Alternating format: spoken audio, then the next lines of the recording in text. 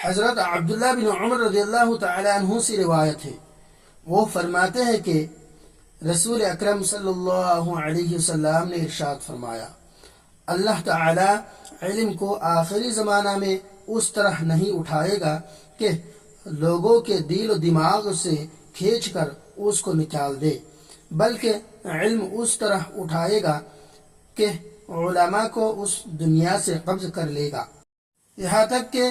جب بھی کوئی عالم باقی نہیں رہے گا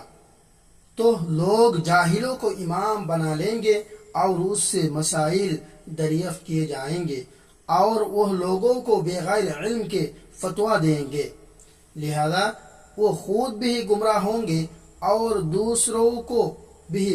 گمراہ کریں گے۔ یہ حدیث شریف بخاری و مسلم میں روایت ہے۔